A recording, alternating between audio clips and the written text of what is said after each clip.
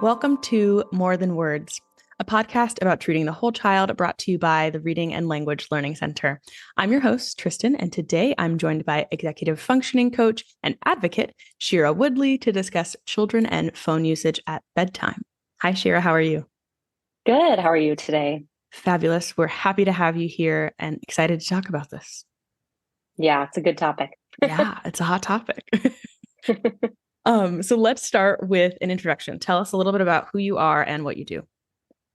I own a company called EdFront, and at EdFront, we do executive functioning coaching, college coaching, and advocacy work.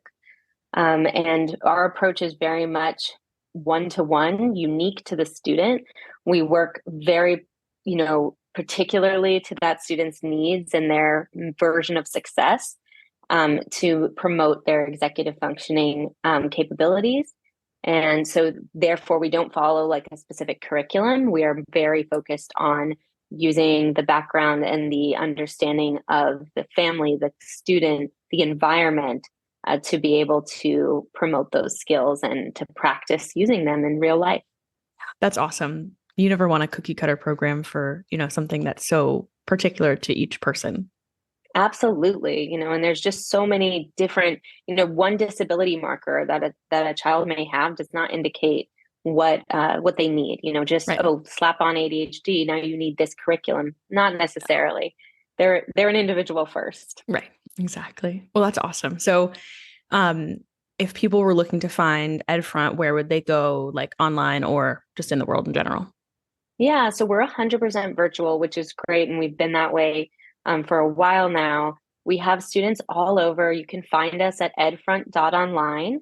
And we have so many students from different places, from Hawaii to California to Chicago to, Delaware, like everywhere. And we follow them to college, in some cases, most cases. Yeah. So we switch up where we see them, when we see them. But we do see them kind of all over the place. So time zone differences are not unique to what we do. Very cool. Okay. So I'll make sure to pop the website in the show notes and people can find you guys through Awesome. edfront.online. Mm-hmm. Perfect. All righty. Well, let's hop into this chat. Yeah. Phone Sounds good. usage. Yeah. All right. So why is it, do you think, that kids are on their phones at night instead of going to bed? Yeah. Yes. We get this a lot. So, in all of us, not just children, but all of us need rest and recharge. Yeah.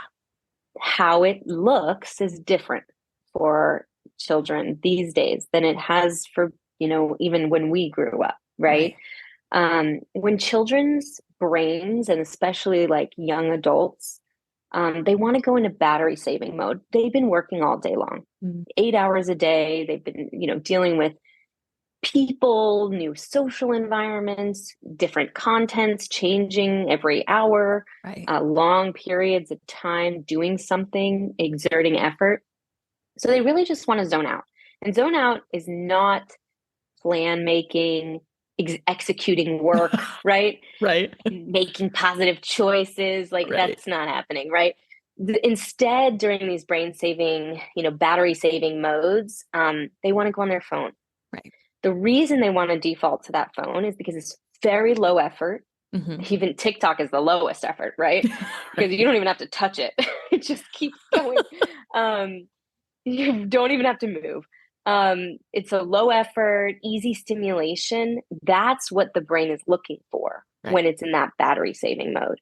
And so this is an incredibly common response that not just students, we as adults, right?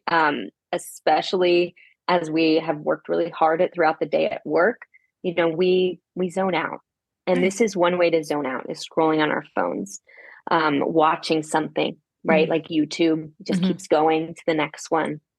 And therefore, that leads to staying up late, right? Because we're choosing this battery saving mode that has been designed to make to make it quite a long time that we're using this. Yeah. Right. And so, regarding sleep with the kind of low battery recharging, saving mode that we're trying to go into, it takes a big toll on the time we go to sleep. Mm-hmm. As we know, like there's a lot of research on blue light and all of the effects of that. And it actually takes a lot of executive functioning like skills to get to bed. You got to Oh, go through such a long process. Maybe you yeah. got to shower. Maybe you have to like brush your teeth, which Right. doesn't feel routinized maybe yet, especially if you're in middle school or early high school. Yeah. Something might have changed. A friend might have FaceTimed you. You Mm-hmm. got really involved in a video game. Now you got to like, have that inhibitory control to say, actually, I'm going to get off so that I can go brush my teeth that don't have a routine for yet. Right. Right. So there's so many kind of factors to why bedtime and a bedtime like routine is hard to do for students that struggle with executive functioning. And so therefore, it's always going to be more preferred to do that low effort, low stimulation than it is to do something hard, like Right. remembering to brush your teeth and then going to do wash your face and then, all the steps that, maybe you have to put your laundry away to even get in your bed. Right. Right. So there's so many pieces to the puzzle that are harder for the brain when it's really tired. Right. So it just defaults to the thing that is easy and fun. Right. Exactly. As it should. Right. So then we've got these kids that are staying up later than normal, which I'm sure has an effect on them for the next day. So what are you seeing the next day? Yes. So when children aren't getting enough sleep, the brain is not able to fully recharge. So Mm, then when we look at this battery pack, right? So we know batteries go up to 100, right? They don't max over that. right. Well, if you're getting, let's say your body and brain, as a teen might need 8 hours, but you're getting five, Mm, 5 solid hours, right? Which yeah. is unfortunately very common. That's not going to recharge you to full. No. So now what happens is you get to the next day as a child going through that 8 hour day again, and now maybe you're on 60%. Yeah. So now you have 60% to work off of. And usually we see this almost throughout the week change, right? So Mondays, they might have had more sleep over the weekend. They Right. might have just had more rest over the weekend, even if it wasn't full sleep and going into REM. But what happens is they have a little bit more, right? So let's say Yeah. they start out Monday morning with 80% and they, don't sleep that well on Tuesday or don't get to sleep that early, then Tuesday we're looking at 60. Like it can go down pretty significantly Right. throughout the week. And we basically see that our students struggle in school with focus, right? That's a big one. Hmm. Exhaustion and focus are usually very tied to Yeah. each other. And imagine if you're a student who already struggles with attention. Right. So now you're expected to focus at a level that is already difficult for you, but you're exhausted. So it Right. just adds this extra layer, unfortunately. And then what happens is Tuesday night, right? They get back on their phone and then they're back scrolling again to calm their brain Right. and to try to achieve the feeling of success with the low energy, low effort, low stimulation, or high stimulation that comes from it. Yeah. Wow. Okay. So this sounds like a vicious cycle. It is. It really is Oh so hard. my. Yeah. So it sounds like it has some long-term effects on like homework, like you said, the focus, mental well-being. Like, what do you see there? Definitely. It definitely does. We ask our kids to operate at full capacity at the beginning of every single day, Right. and it's really not, that's not the case. They're No. not at full. They could be at 50. And that's really hard to get through an 8 hour school day, Right. especially if there are planned activities that they're stressed about, such as Mm, a test, right? So by the time they get home from school, we're asking them to squeak out another 1 to 2 hours of homework yeah. or focus time, or maybe they have an internship, or we're like, you need to do this or that to, go on your college transcript, right? So Right. all of these, like, we're squeaking out percentage of what we don't have, Right. right? So homework, therefore, and we see this a lot, especially with those who struggle with executive functioning, can, they don't do it efficiently. Right. They don't do their homework efficiently or strategically because they don't have anything left. Mm-hmm. So now what could have been 1 to 2 hours is like, it's 12 a.m. and they're still like Oh, attempting to do homework. oh yeah. So focus becomes inaccessible.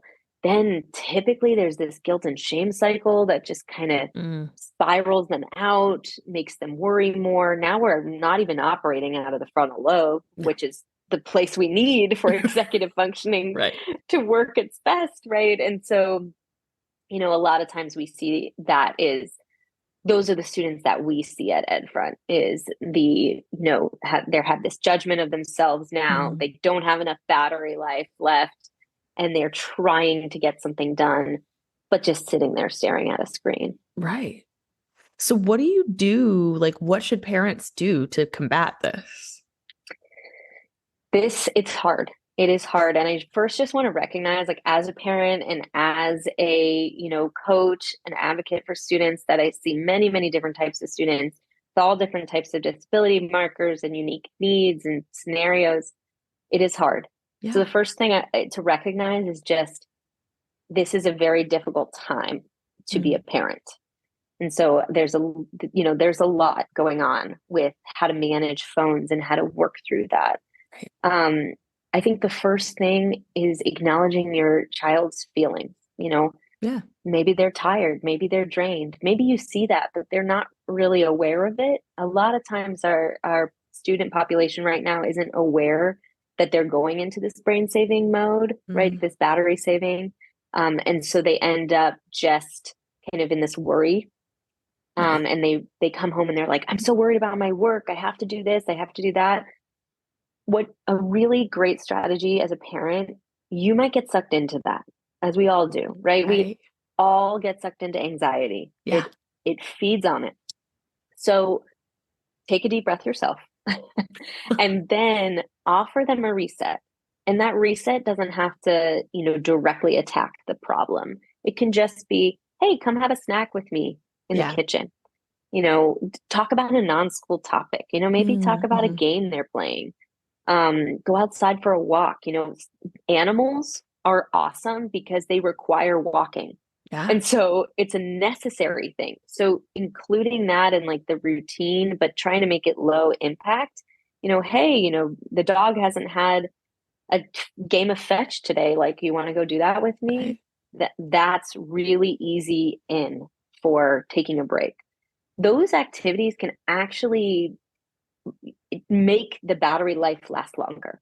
Oh, And yeah. so the, 1 to 2 hours expected of homework that turns into 3 to 5 might actually be closer to 1 to 2 once they actually sit down and do the work because they've had this time to take a break Mm-hmm. and reset.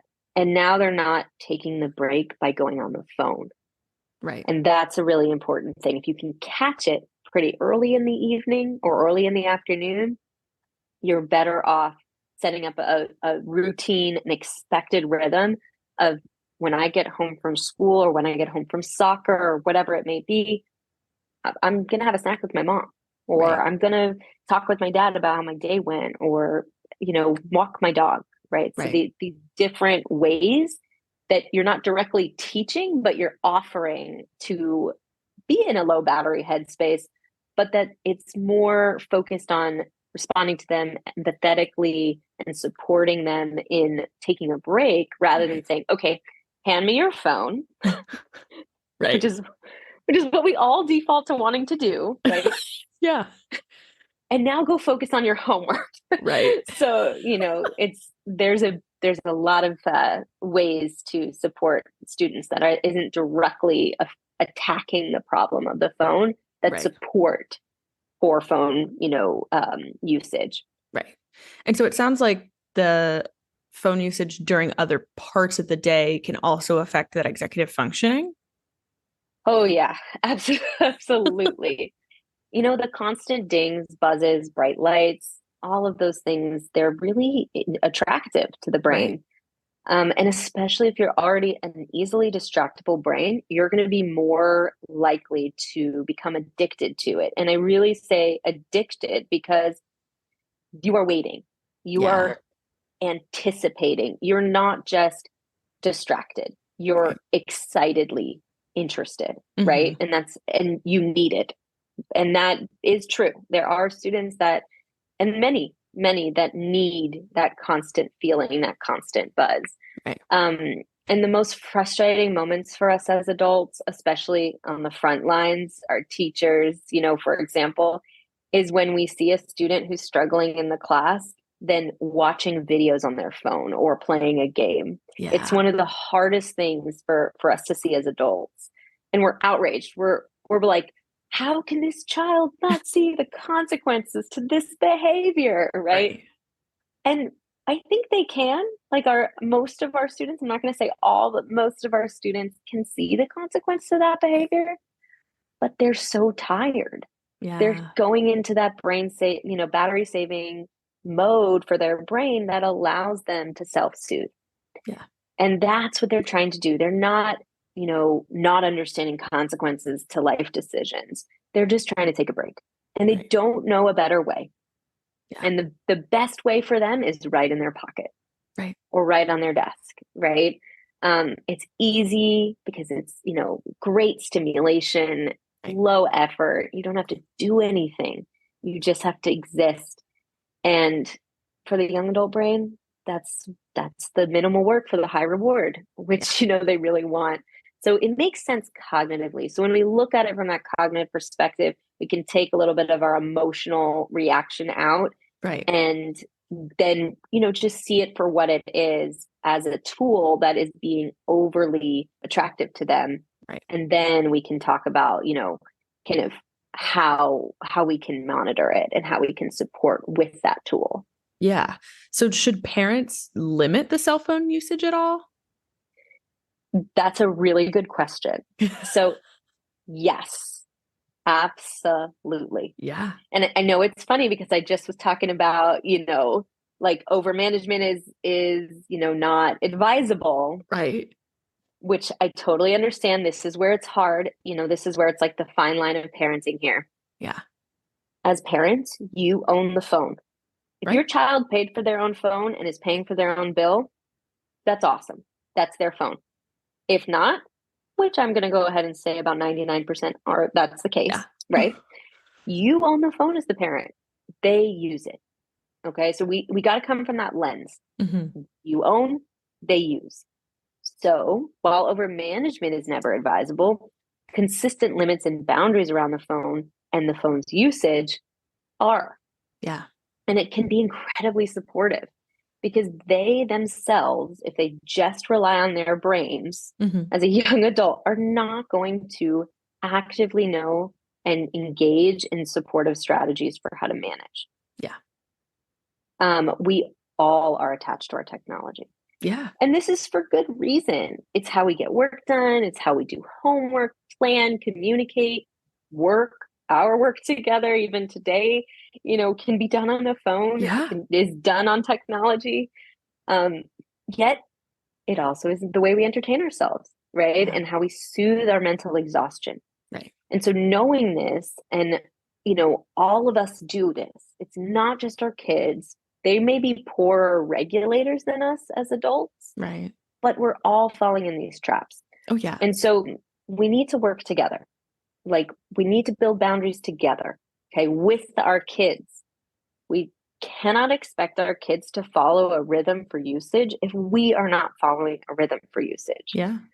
So a lot of times I suggest to parents, especially if they're really struggling with management of the phone at home in particular, is having a nighttime charging station where all technology is in a main living space. And that includes your phone, parents. That includes your computer. Everybody puts it there. It's the hub. And it's not a consequence, right?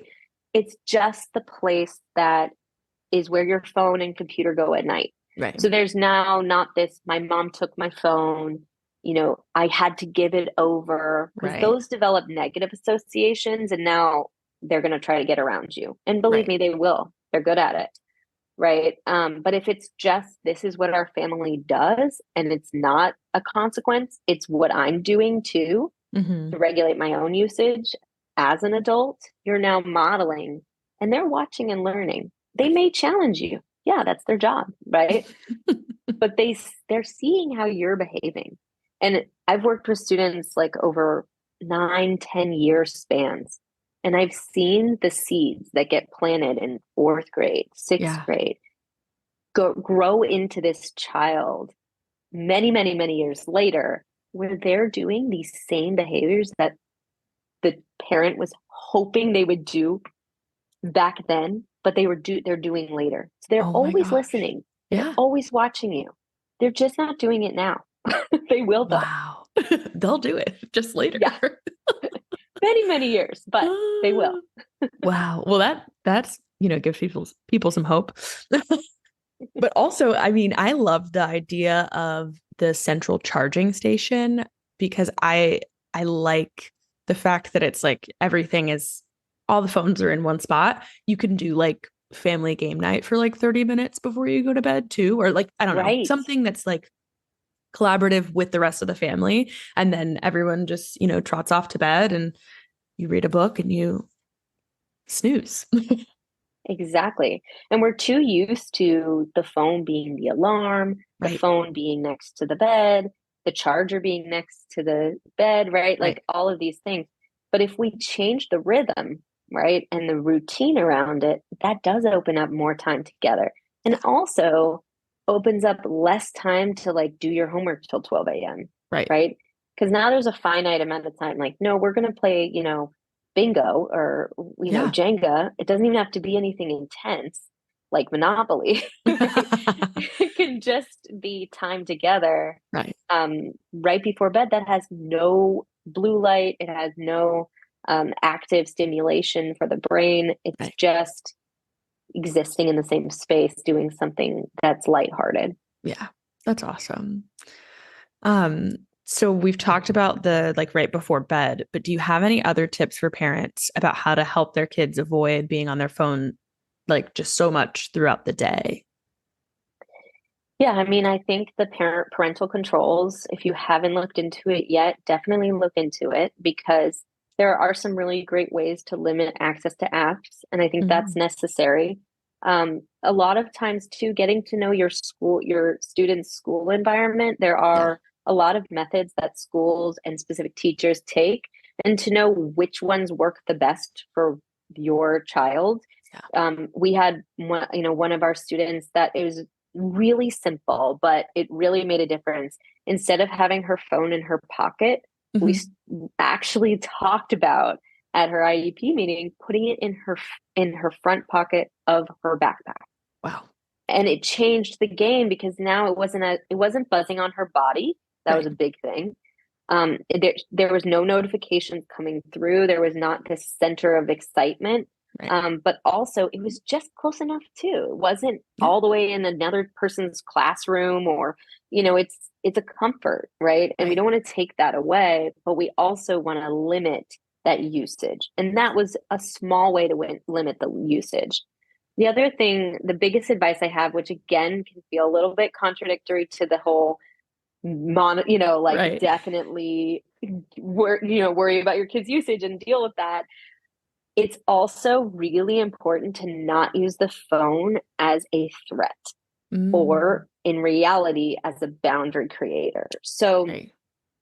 create boundaries around phone usage. But things like not doing well in school should not be tied to having or not Mm, having a phone. yeah. A lot of times as parents, and many parents are probably thinking, my God, are you kidding? This is like my only, mechanism that works for my child. Like this is Right. the only thing they care about is the phone. So if I can take it away and give it back, like this is my only, bargaining Right. item, which makes sense. But I really think that the phone has nothing to do with doing well or not well in school. Yeah. And that usually has something to do with not being very efficient, Hmm. right? Something going on like a learning disability, maybe high anxiety that's impacting the ability to get work done, right? Right.